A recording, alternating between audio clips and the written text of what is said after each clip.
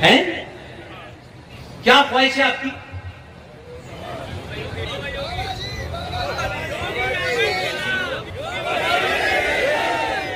ये ध्यान रखिएगा, सत्ता में उसको बिठाइए जो राष्ट्र के लिए कुर्सी पे लात मारते हैं, और जो कुर्सी से चिपक जाए उसे परमानेंटली उठा दीजिए।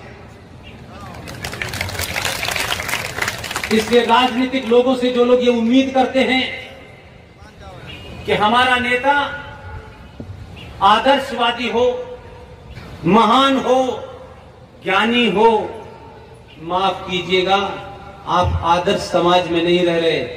आप ऐसा नेता चुनिए। फिजिक्स पढ़ी आप लोगों ने? न्यूटन्स का नाम सुना है आपने? न्यूटन्स का थर्ड लॉ ऑफ मोशन क्या कहता है? उसे अंग्रेजी में कहते हैं every action there must be an equal and opposite reaction. और ये हम सब जो लोग हैं साइंस पे जीते हैं, क्योंकि सनातन को ही साइंस कहा जाता है।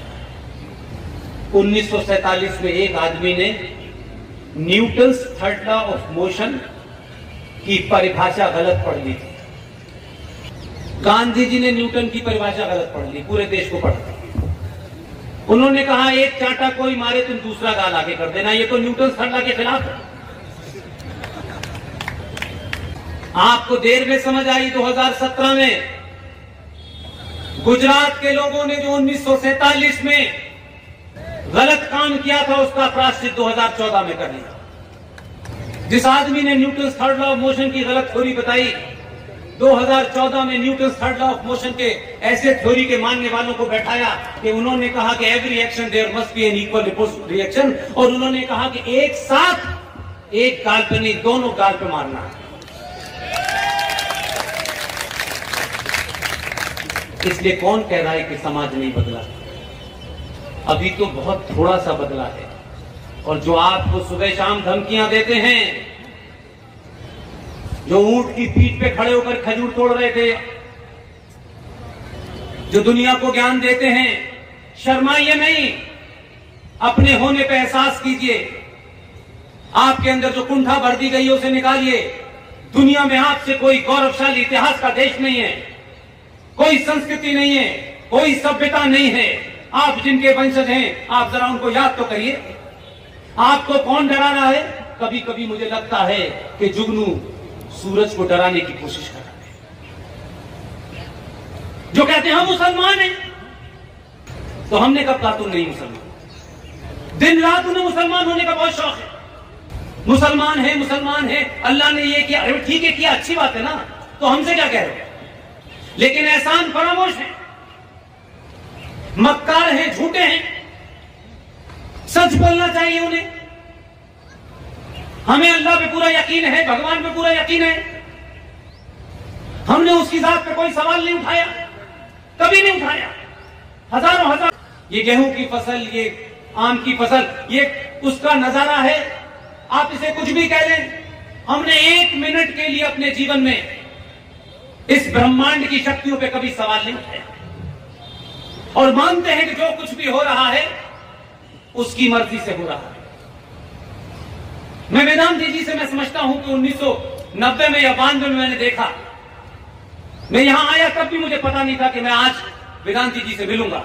ये बड़े आदर्श रहे मेरे, मेरी मर्जी से हुआ ही, मैं अपनी मर्जी से यहां आया हूं, मेरी मर्जी से वेदांत जी यहां आए क्या?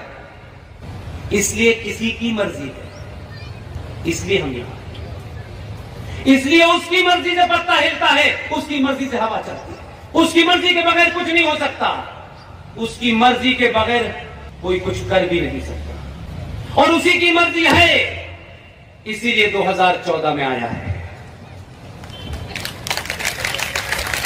कुरान मजीद में बड़ा साफ साफ लिखा हुआ है, कुछ रूल हैं, कुछ कानून हैं, तुम उन कानून और उसूल और हिदायतों के साथ जमीन पर जाओ और दुनिया में मेरे पैगाम को फैलाओ। लेकिन वो जानते थे, उन्होंने साथ में एक हिदायत और दी। उन्होंने कहा कि मेरी हिदायतों की खिलाफवर्जी की, मेरे बताए रास्ते से तुम हटे, मेरी बातों को अगर तुमने नहीं माना तो मैं इसी धरती पर ऐसे लोग भेजूंगा जो तुम्हें रास्ते पे ले आएंगे। 1400 साल के बाद उन्होंने कहा ये पूरी दुनिया में उत्पात मचा रहे हैं, ईमान से भटक गए हैं, फरेब मक्कारी मुनाफिकत इनके अंदर आ गई है, ये अल्लाह के नाम पे मस्जिदों के नाम पे जमीनें घेर रहे हैं, ये कब्रों के नाम पे जमीनें घेर रहे हैं, इंसानियत को तार तार कर रहे हैं। उन्होंने 2014 में भेज दिया कि इन्हें सड़क से ढंग से लाइन पे आओ। वो उसी की मर्जी से आया है। इशरत जहां भेजने से और सोहराबुद्दीन भेजने से वो जाएगा नहीं। बहुत समझाया उसने, प्यार से समझाया, अपना नारा बदल लिया जिसकी बात वेदांती जी कह रहे थे।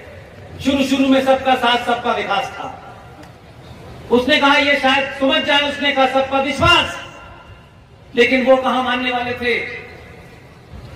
अल्लाह बहुत नाराज था, एक से काम नहीं चलेगा, 19 में दूसरा भेजो।